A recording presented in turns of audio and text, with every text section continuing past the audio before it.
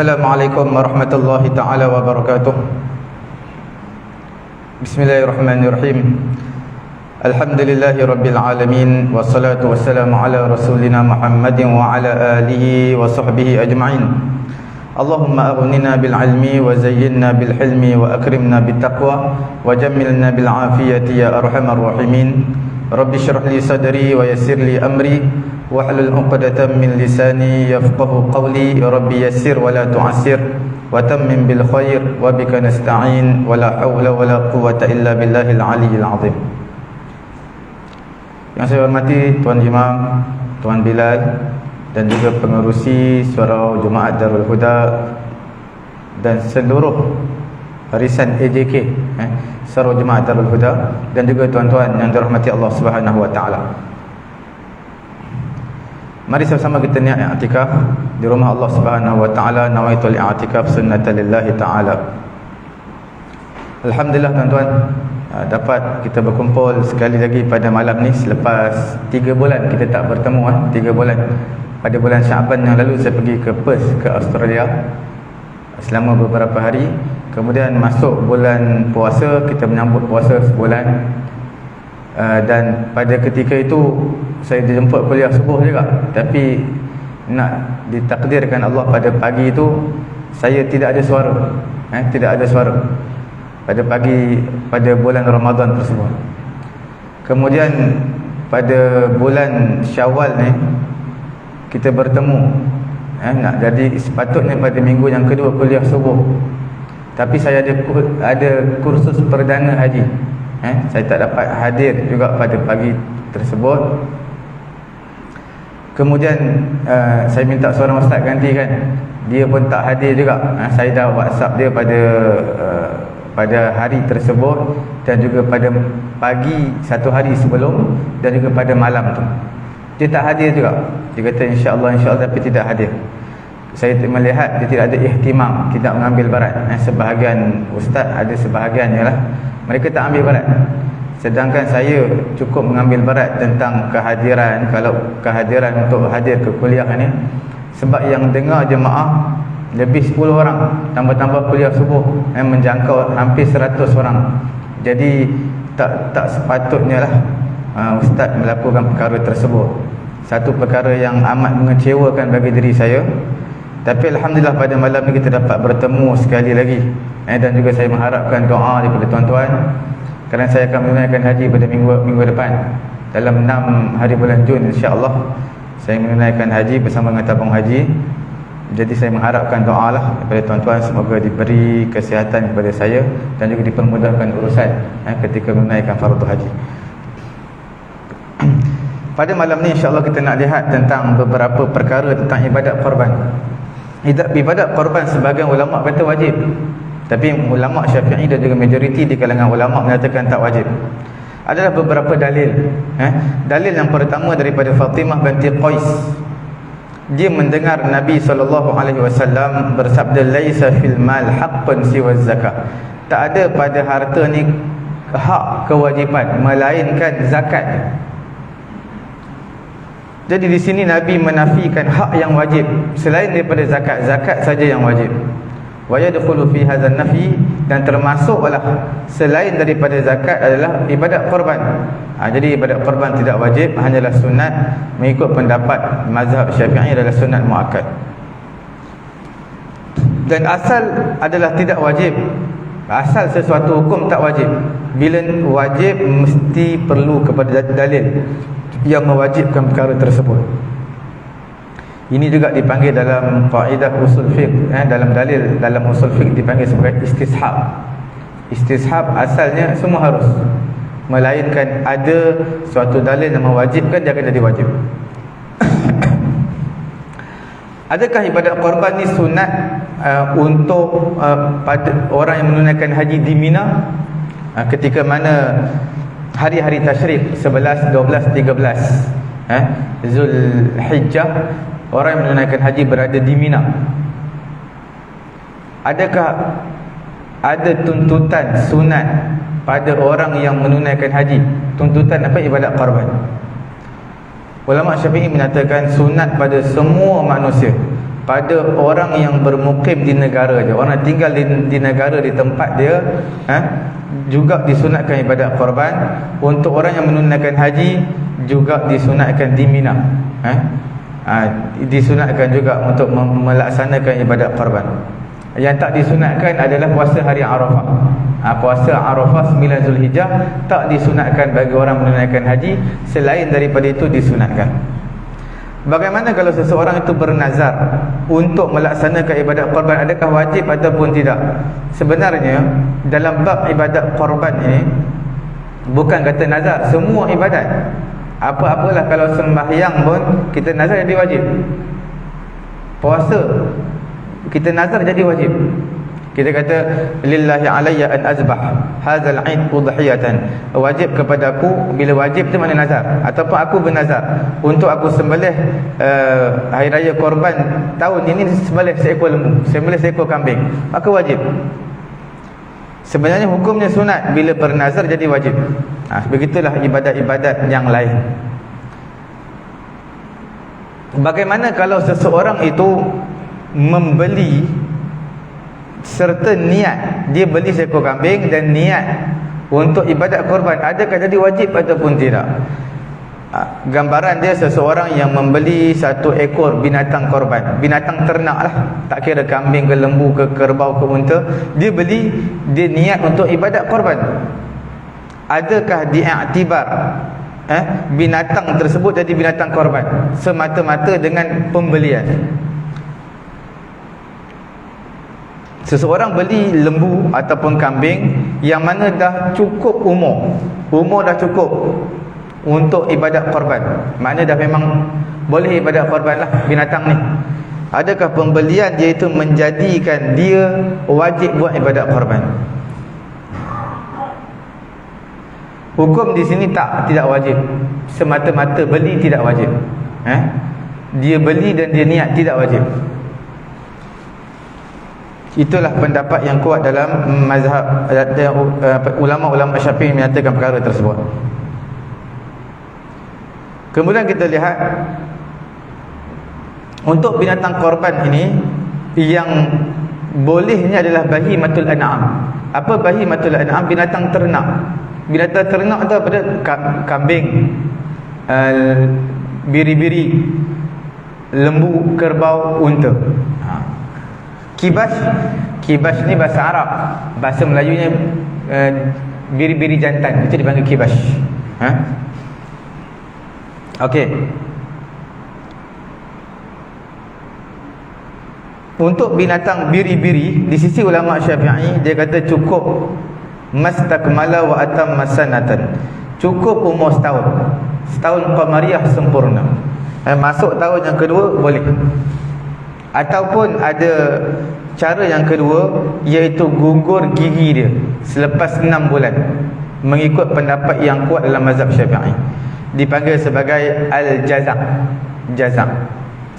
Al-jazak ni umur setahun. Macam mana kita nak tahu binatang, umur binatang ni? Seseorang yang ada anak, kadang-kadang umur anak dia pun dia tak tahu. Anak bukan ramai pun, 6-7 orang je, itu pun tak ingat umur. Tambah binatang ni, kalau kambing sekali beranak banyak, macam mana dia nak ingat umur semua tu? Lembu kalau ada 10 ekor, macam mana dia nak ingat? Sebenarnya umur haiwan ni tengok gigi dia. Tengok gigi, itu umur haiwan. Sebab tu tuan-tuan, bila ibadat korban sembelih, kan kita akan asingkan bahagian-bahagian kepala, kita akan potong, asingkan ekor, asingkan, kemudian kaki asing. Dekat yang ketika mana potong kepala tu, dia akan asingkan semua kepala. Tuan-tuan buka lah, tarik gigi dia, tengok berapa banyak gigi dia ada. Daripada situ tuan-tuan dah tahu umur binatang lembu ataupun kambing. Kambing ni kalau tuan-tuan tengok gigi dia dah lebih daripada 6, dah panjang-panjang, dah longgar, itu makna kambing ni kambing tua tu. Kambing tua. Bila kambing tua ni daging tak apa sedap sangat lah. Tuan-tuan tengok gigi dia lah, kambing. Okey.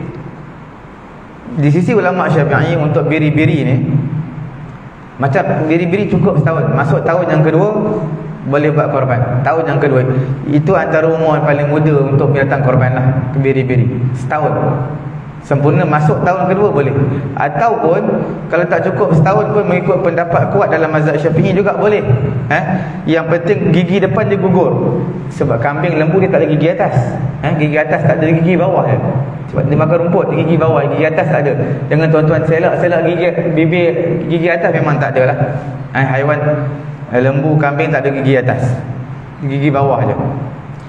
Bila gugur gigi depan, gigi bawah dia gugur selepas 6 bulan salin gigi baru, bermaksud itu dah lebih 6 bulan.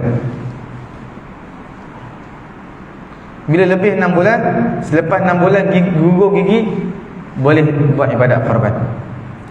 Itu pendapat yang kuat dalam mazhab Syafi'i. Tapi kalau dah masuk tahun yang kedua, itu memang bukan pendapat kuat lah, semua ulama kita boleh. Okey.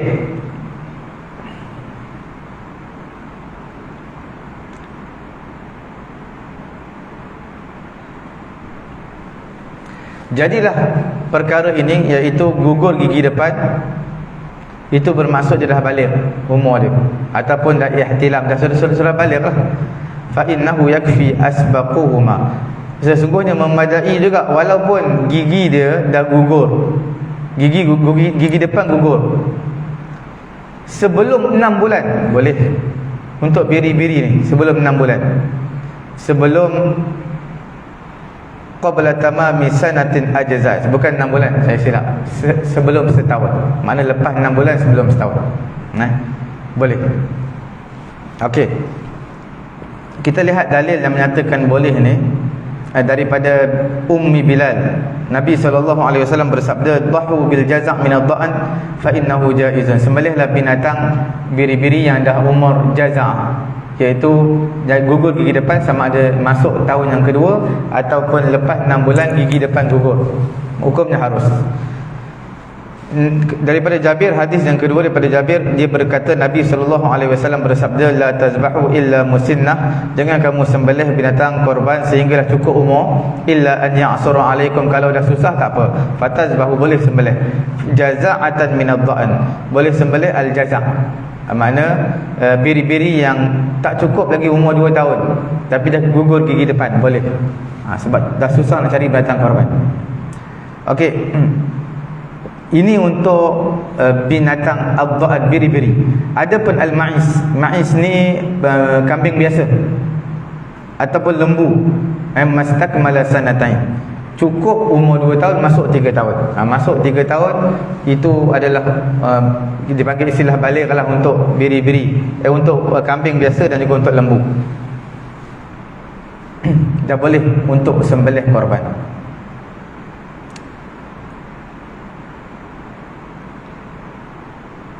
Kemudian kita lihat untuk unta kena sempurna umur 5 tahun, masuk 6 tahun. 6 tahun okey, boleh buat ibadat korban.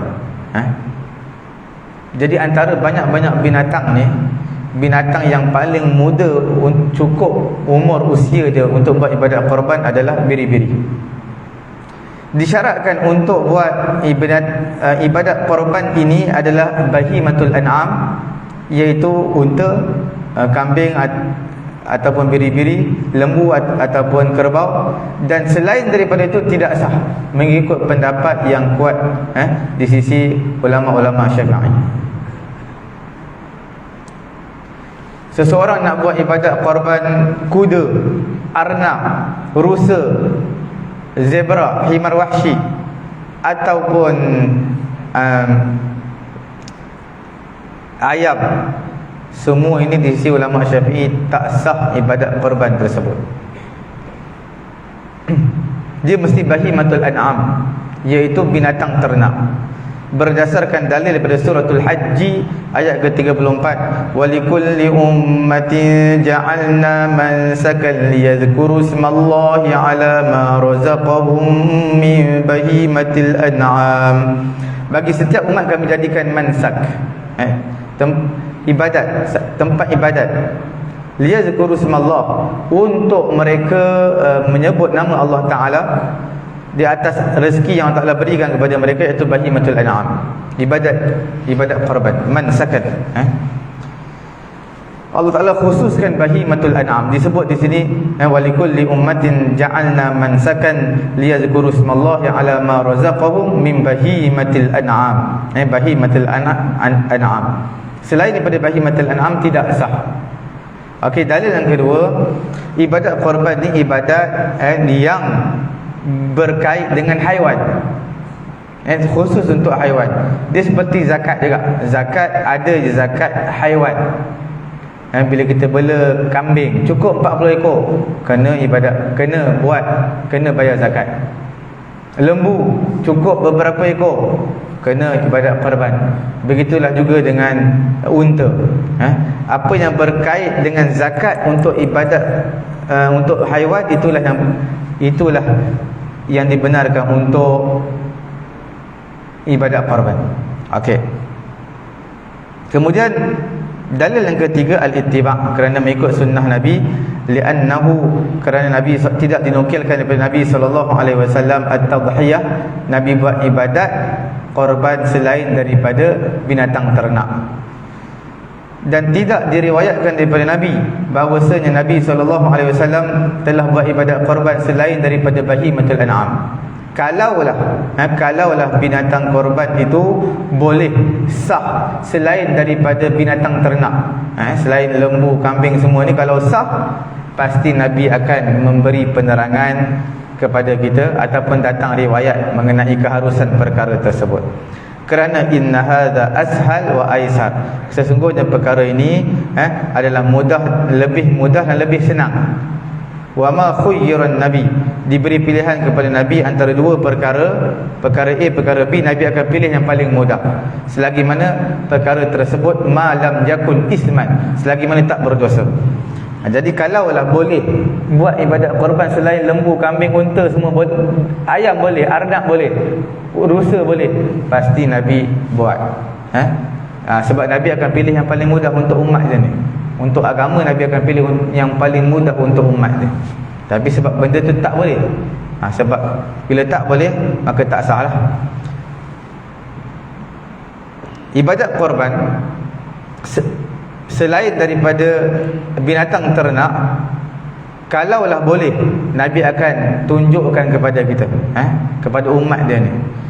Maka ataupun Nabi akan buat, walaupun sekali. Kalau Nabi buat sekali, Nabi sembelih ayam ketika mana dalam hari-hari tasyrik ataupun hari-hari nahar, 10 Zulhijjah, pastilah kalau boleh, pasti Nabi akan buat walaupun sekali. Seperti itulah juga kita akan dapati sahabat-sahabat Nabi juga akan buat, tapi mereka tak buat, menunjukkan perkara tersebut tak boleh. Lembu liar, lembu hutan, lembu liar, adakah boleh untuk buat ibadat korban? Ada di sini ulama dalam mazhab Syafi'i, dalam kitab Majmu' Imam An-Nawawi menyatakan la yujzi, tidak boleh dan tidak sah, tanpa khilaf di kalangan ulama. Sebab apa tak sah? Kerana dia bukan bahimatul an'am. Dia memang binatang ternak juga, 4 kaki, tapi dia haiwan liar, lembu hutan. Bagaimana kalau binatang tersebut kacuk, binatang kacukan? Ini tak berlaku lah di negara kita, tapi kalaulah berlaku sebagai pengetahuan,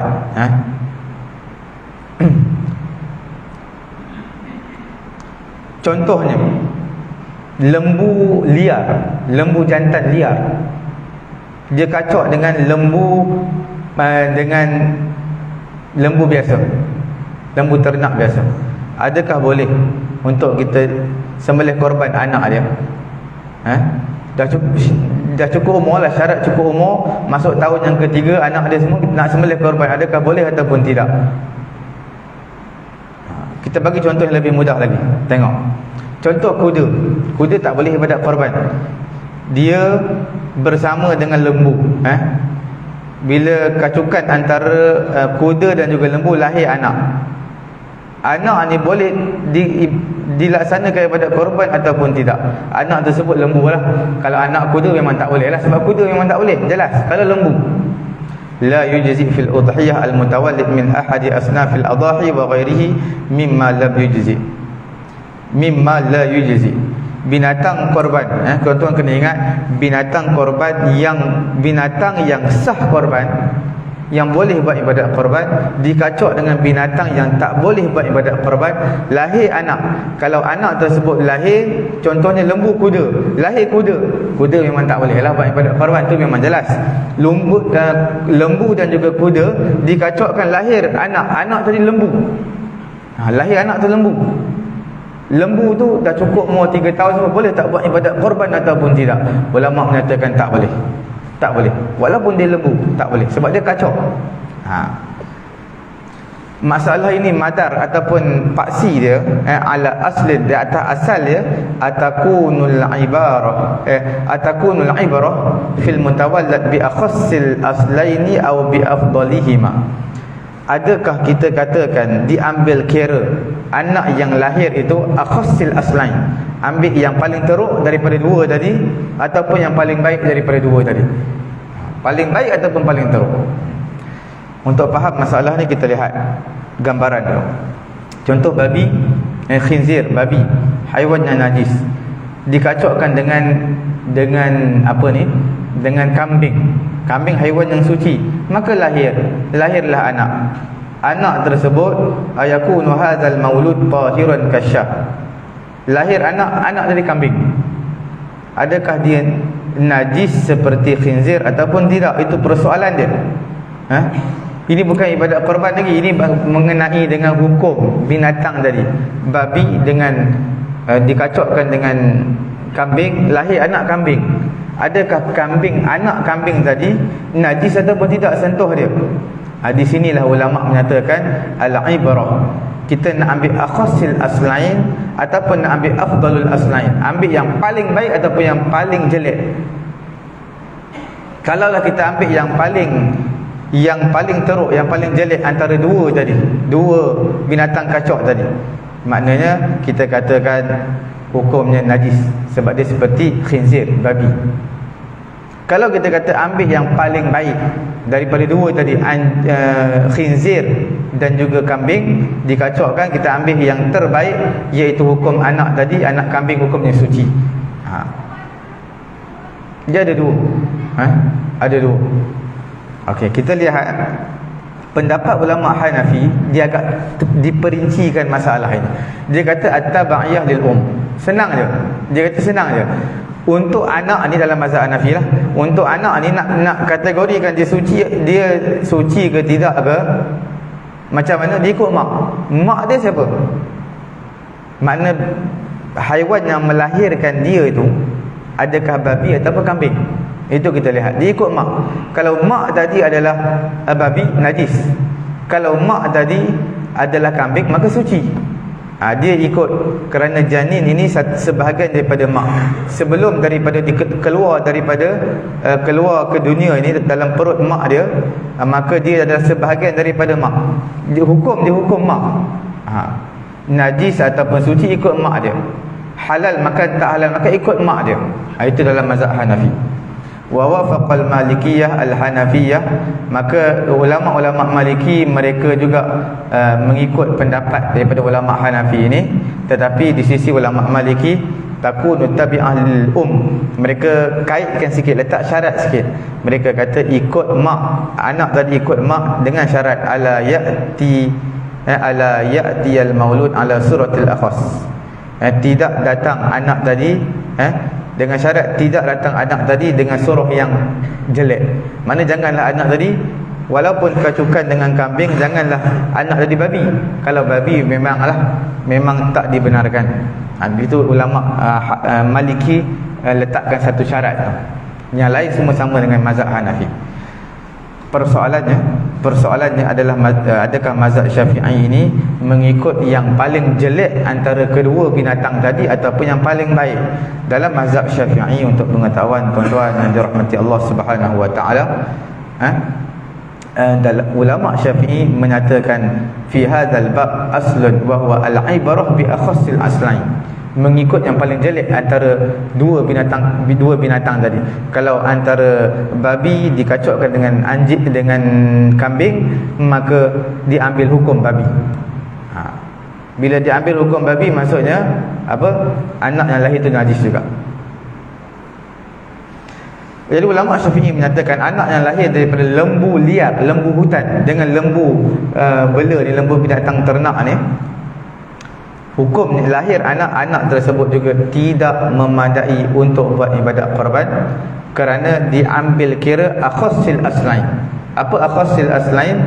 Iaitu yang paling jelek. Sebab dalam mazhab Syafi'i dia ambil langkah berhati-hati. Kalau berlaku dua perkara, berlaku kacukan antara binatang yang boleh dimakan, tak boleh dimakan, binatang yang najis dan juga tidak najis, maka dihukumkan binatang tersebut najis, dihukumkan binatang tersebut tak boleh dimakan. Sama juga kacukan dalam bab korban, binatang korban, binatang yang boleh korban, binatang tak boleh korban. Bila dikacaukan, maka lahir anak-anak tersebut dihukumkan dengan hukum tak boleh buat ibadat korban. Diambil ambil langkah berhati-hati. Ambil, kita panggil akhassil aslain, yang ambil yang teruk daripada kedua perkara, ambil yang paling baik.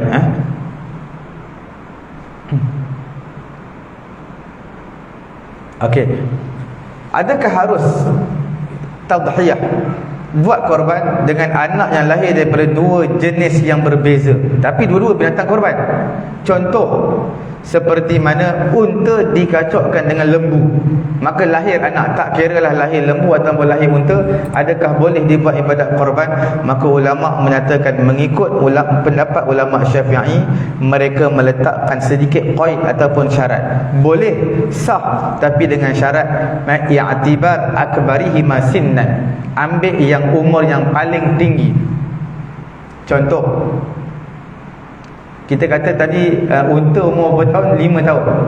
Okey, lembu 3 tahun.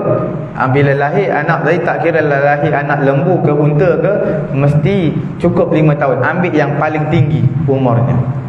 Itu syarat dia. Sekiranya dua-dua binatang dikacaukan, dua-dua binatang korban. Okey, bagaimana binatang tersebut khunsa? Bukan kata orang dia ada khunsa. Khunsa ni ada dua kemaluan, alat kemaluan laki perempuan. Binatang kalau khunsa pun sama. Binatang pun ada juga khunsa. Cuma dalam manusia ini, dia ada khunsa ni, ada dua kemaluan. Cuma ada diistilahkan sebagai khunsa muskil. Khunsa muskil ni khunsa yang bermasalah. Maksudnya kemaluan yang laki pun aktif, yang perempuan pun aktif. Jadi kita tak tahu. Ini hukum dia agak sulit.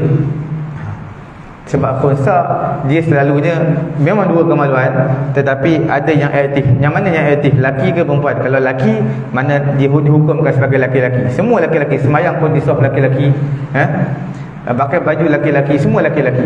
Bila mana alat lelaki tak berfungsi, alat perempuan yang berfungsi, maka dia hukum seperti perempuan. Kita tutup aurat, tutup pakai tudung semua sekali lah, sembahyang sebelah perempuan. Kalau dua-dua berfungsi, ini yang muskil, dipanggil khunsa muskil. Okey, binatang kalau khunsa hukumnya sah. Dalil dia, li'annahu zakar atau unsa, kerana binatang korban ni jantan pun sah, betina pun sah. Wa kilahuma yujzi'an wa laysa fihi ma yunqisul laham. Jantan pun sah, betina pun sah. Yang penting tak ada kecacatan yang mengurangkan daging. Itu saja syarat untuk korban. Tidak ada kecacatan yang mengurangkan daging binatang korban. Itu saja. Okey. Kemudian dari sudut afdal binatang korban, ada tertib je lah. Yang afdalnya adalah al-budnah, iaitu unta lebih afdal daripada lembu ataupun kerbau. Kerbau, lembu lebih afdal daripada kambing. Wadha'an, iaitu kambing biri-biri lebih afdal berbanding kambing biasa. Lebih afdal daripada kambing biasa. Okey. Dalilnya, ulama Syafi'i menyatakan sebab apa diutamakan unta berbanding dengan lembu. Kerana unta ni banyak daging ada, sebab dia besar, tinggi, banyak daging berbanding lembu. Melainkan kalau lembu sadar itu cerita lain, tapi itu masalah terkecil lah. Secara umumnya unta lebih besar daripada lembu ataupun kerbau. Jadi bila lebih besar, lebih banyak daging. Bila lebih banyak daging, lebih banyak orang fakir miskin boleh makan daging, itu lebih afdal. Dalil yang kedua daripada Abu Hurairah radhiyallahu taala anhu, Nabi sallallahu alaihi wasallam menyatakan, man ghatasala yaumal jumu'ah ghusla al-janabah thumma raha faka'annama qarraba badanatan wa man raha fi sa'ati thaniyah faka'annama qarraba baqaratan wa man raha fi sa'ati thalithah faka'annama qarraba kabshan aqran. Dalam hadis ini mengenai kelebihan Jumaat, siapa yang mandi sunat Jumaat seperti mandi wajib, mandi sungguh-sungguh sempurna, kemudian bergerak pergi untuk semayang Jumaat, hadis semayang Jumaat, datang awal seolah-olah dia buat korban unta. Kalau lambat sikit, seolah-olah dia sembelih lembu. Kalau lambat lagi, seolah-olah dia sembelih apa? Sembelih kibas yang bertanduk. Sebab apa dia takkan unta yang pertama? Sebab unta yang lebih afdal. Nampak tak?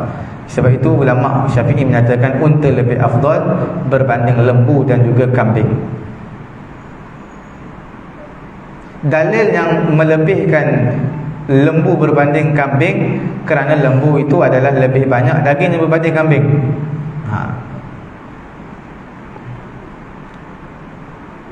Dalil yang menyatakan kambing biri-biri lebih afdal daripada kambing biasa, diriwayatkan daripada Nabi sallallahu alaihi wasallam, khairul udhiyah al-kabshul aqran. Sebaik-baik binatang korban adalah kibas yang bertanduk. Sebab tu Nabi sembelih korban untuk diri Nabi 2 kibas. Kibas ni mana biri-biri. Nabi tak pilih kambing biasa, kambing biri-biri. Itu lebih afdal. Daripada Ummu Salamah radhiyallahu taala anha, Ummu Salamah kata, la an udhiya bi jaza'in min ad-dha'ni ahabbu ilayya min an udhiya bi musinnatin min al-ma'is. Kalau biri-biri yang lebih 6 bulan tapi gigi depan dah gugur, itu lebih aku sukai berbanding untuk disembelih kambing biasa yang dah cukup umur setahun, dah nak masuk 2 tahun. Sebab apa ya? Kerana daging biri-biri ini lebih enak, lebih baik, lebih lazat berbanding daging kambing biasa. Okey. Kemudian harus berkongsi 7 bahagian untuk unta, lembu. Kambing tak dibenarkan. Kambing kena seorang je lah. Semalam ada seorang tanya saya semalam. Dia kata, Ustaz, bagaimana kalau kita buka tabung buat sumbangan duit, kemudian dah cukup, kita beli seekor kambing, jadi ibadat korban. Saya kata itu tak jadi ibadat korban, dia jadi sembelihan biasa. Melainkan kita buka tabung untuk berikan kepada seseorang. Berikan kepada seseorang. Jadi orang yang bagi sedekah, bagi duit tu, dia akan niatnya hadiah ataupun sedekah. Niat hadiah atau sedekah, dia dapat pahala tu lah. Dia tak dapat pahala korban. Kemudian dah cukup nilai dia, beli seekor kambing, nilai tu kita bagi kepada seseorang.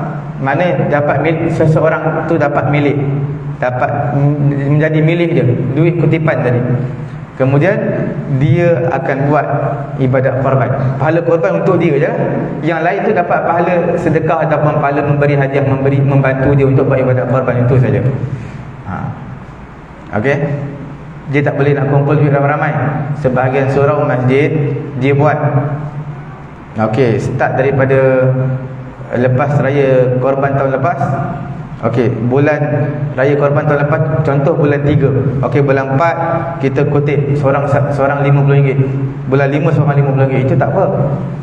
Itu tak jadi masalah. Itu simpanan awal, persiapan awal. Nak tunggu sampai bulan ni baru nak letak 800, 900 atau 700 lebih, memang susahlah. Sebab lembu makin lama makin naik. Dulu RM500 je, dulu RM450. Lepas tu naik 506. Sekarang dah RM700-800. Okey. Kemudian ayyun afdal al-ishtirak atau al-infirad? Yang mana yang afdal ni? Yang mana yang afdal? Sembelih seekor kambing lebih afdal berbanding dengan kongsi share 7 bahagian. Maknanya kita ambil satu bahagian lembu ataupun seekor kambing lebih afdal. Seekor kambing lebih afdal daripada kita ambil satu bahagian lembu. Apa bukti dia? Bukti dia sayan faridu bi iraqatid dima' lillah, supaya dia menyendiri dalam penyembelihan ibadat korban ni kambing. Dia seorang, dia tak share dengan orang lain. Dia tak share dengan orang lain. Dia seorang. Itu lebih afdal. Kemudian setiap kali nak sembelih ni sudah pasti yang lebih gemuk, yang lebih itu lebih sempurna dan lebih baik. Binatang yang kita buat sembelihan atau dihiyah bisyatin samina, kambing yang gemuk lebih afdal berbanding 2 ekor kambing yang kurus. Tuan-tuan nak beli seekor kambing tapi gemuk, itu lebih baik daripada tuan-tuan nak sembelih 2 ekor kambing yang kurus. Dua-dua cukup umur, semua cukup umur, tapi bezanya 2 kambing ni kurus, satu ni yang gemuk. Yang gemuk lebih afdal. Kerana memperbanyakkan qimah, nilai dalam ibadat korban lebih afdal berbanding memperbanyakkan bilangan. Tuan-tuan kena ingat, dalam bab korban, melihat kualiti binatang korban itu lebih afdal berbanding bilangan yang banyak. Jadi tuan-tuan nak buat contoh, kalau di masjid, memanglah kita tahulah, tuan-tuan lebih tahulah keadaan jemaah surau untuk buat yang banyak, yang yang harganya rendah, iaitu satu bahagian tu rendah harga dia. Bila rendah, kita akan dapat lembu yang kurus lah. Tapi kalau tuan-tuan kutipan yang banyak, yang agak tinggi nilai dia satu bahagian, maka lembu tadi agak berisi, agak banyak, agak gemuk. Itu lebih baik dari segi, sebab dalam bab penyembelihan korban, dia melihat kepada kualiti, bukan kepada kuantiti. Sebab itu seekor kambing yang gemuk itu lebih afdal daripada 2 ekor kambing yang kurus. Contohnya, seseorang dia ada 3 ekor kambing. 3 ekor kambing dan timbangan dia adalah 75 kg. 3 ekor kambing 75 kg, contohlah.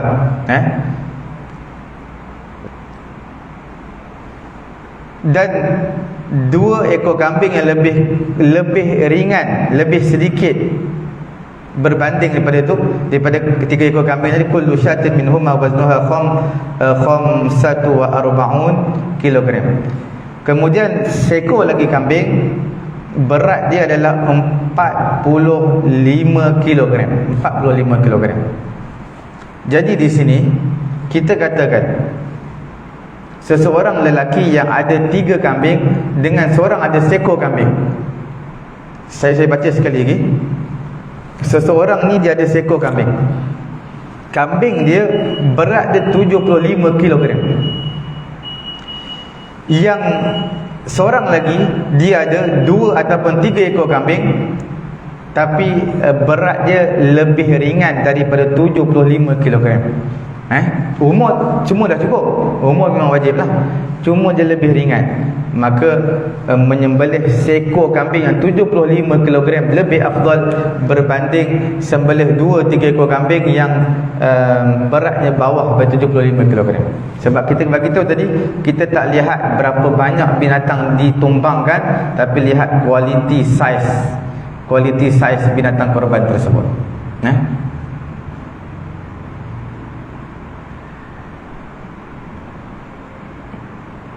Masalah untuk ibadat korban dia berbeza dengan masalah memerdekakan hamba.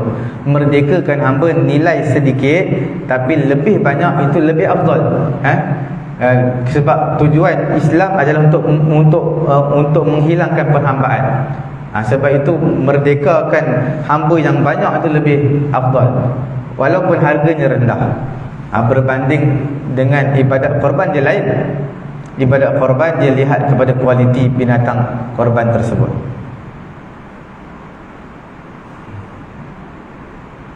Adakah disunatkan menggemukkan binatang korban? Ya, binatang korban memang disunatkan untuk kita gemukkan dia, bagi makan banyak-banyak.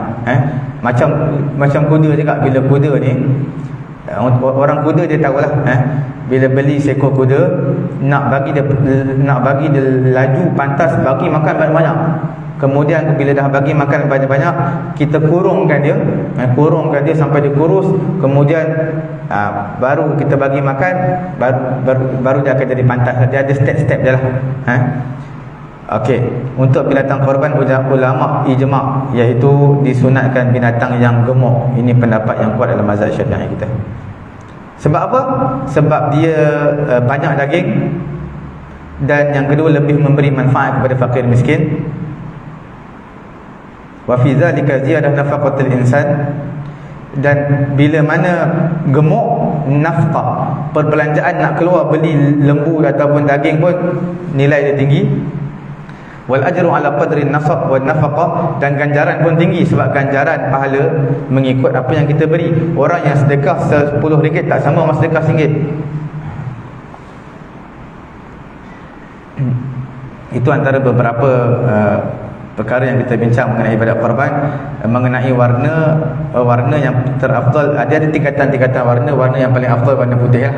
Seperti mana tuan-tuan tahu, yang banyak datang kat kita adalah warna hitam, warna coklat. Itu warna hitam ni jatuh level yang terakhir lah. Jadi kalau tuan-tuan yang pergi ke ladang sendiri pilih lembu, tuan-tuan pilih yang warna putih. Sebab Nabi sendiri pun bila sembelih kibas, Nabi akan pilih warna putih juga. Nabi akan pilih yang berwarna putih. Jadi bila tuan-tuan pergi ke kandang, tuan-tuan pilih lembu yang warna putih. Itu yang binatang korban yang warna putih, itu yang terafdal. Kemudian dalam ibadat korban, tuan-tuan kena pastikanlah akad tu telus. Dalam bab muamalat, akad telus. Apa telus? Tuan-tuan kena bagi tahu jemaah berapa anggaran, berapa harga lembu. Sebab jemaah kita tak tahu, kadang-kadang macam-macam. Ada yang menginginkan dia bayar 700, 800, dia ingatkan memang betul-betul besar. Ada sebahagian tu tak apalah, bayar je lah. Dia tak perlu tahu. Yang penting duit dah serah boleh sorok. Tapi sebenarnya akad muamalat ni dia perlu telus. Kena tahu harga. Tuan-tuan kena bagi tahulah harga lembu yang tuan-tuan akan beli itu berapa. Macam mana kita nak tahu? Harga bukan sama. Tuan-tuan bagi anggaran pun cukup. Lembu pada tahun ni kita akan beli antara 7,000 ke 8,000 ringgit. Jadi tuan-tuan, jadi sudah nampak gambaran dia. Mungkin 7,200, mungkin 7,800. Kemudian jelaskan di situ, ada baki lagi duit dia. Duit ni, duit baki daripada duit tuan-tuan, kita akan gunakan untuk kelengkapan ataupun untuk persediaan ataupun persiapan ibadat korban lah. Beli plastik, beli pisau ke, beli tempat asap pisau ke, beli minuman, makanan untuk orang-orang yang bantu petugas-petugas korban, ataupun bagi upah kepada petugas korban. Semua ambil dari situ lah. Cara satu lagi, tuan-tuan bagi harga korban berapa, anggaran daripada 7,000 ke 8,000 ringgit. Kemudian kos pengurusan ini berapa, tuan-tuan kata RM200. Okey, letak RM200 yang baki. Kalau ada juga baki, kita salurkan kepada tabung masjid. Ataupun tak salur ke tabung masjid, sekiranya ada baki itu untuk pengurusan korban keseluruhannya semuanya. Baru telus. Jadi tidak ada, memang kita tidak dinafikan. Sebahagian kita dah bagi duit, kita apalah, terpulang ke surau lah. Bukan masalah terpulang, kena telus dalam muamalat. Kita telus. Sebab sebahagian memang antara puluhan orang yang masuk peserta ibadat korban, mungkin ada 2-3 orang yang dia nak secara detail perkara ni, tapi tak diberitahu kepada dia. Jadi sebab itu dalam ibadat korban ini, dalam muamalat, harga lembu jual beli itu perlu. Kemudian duit itu disalurkan ke mana selepas itu. Sebab sekiranya ada baki, masih menjadi hak peserta korban. Takkan kita nak bagi balik? Kalau nak bagi balik boleh, tapi susah sikit lah proses dia, kena kira balik, bagi setiap orang susah. Jadi kita minta mereka halalkan, letak ke tabung surau, ataupun semua diletakkan kepada pengurusan korban. Cukup sekali itu tuan-tuan dan juga tuan-tuan yang dirahmati Allah Subhanahu Wa Taala. Semoga Allah Ta'ala beri kefahaman kepada saya dan kepada tuan-tuan. Kita bertemu lagi mungkin dalam bulan 8 nanti, insya-Allah bulan 8 kita bertemu kembali lah. Saya 47 hari yang menunaikan ibadat haji, 47 hari. Dan flight 6 hari bulan, baliknya 21 bulan 7. 47 lah, 46 47 hari lebih kurang. InsyaAllah bulan 8 kita bertemu kembali lah. Semoga Allah Ta'ala merahmati saya dan juga tuan-tuan. Kita tutup majlis dengan tasbih kafarah dan juga suratul Asr. Subhanallahumma wa bihamdihi, subhanakallahumma wa bihamdika, asyhadu an la ilaha illa anta, astaghfiruka wa atubu ilaik. Bismillahirrahmanirrahim. Wal 'asri innal insana lafi khusr illa alladhina amanu wa 'amilus solihati wa tawassaw bil haqq wa tawassaw bis sabr. Bismillahirrahmanirrahim. Alhamdulillahi rabbil alamin, wassalatu wassalamu ala rasulina Muhammadin wa ala alihi wa sahbihi ajma'in. Allahumma anfa'na bima 'allamtana wa 'allimna ma yanfa'una wa zidna 'ilma. Alhamdulillahi ala kulli hal, wa na'udzu billahi min hali ahli an-nar. Wa sallallahu ala sayyidina Muhammadin wa ala alihi wa sahbihi ajma'in. Alhamdulillahi rabbil alamin. Taqabbalallahu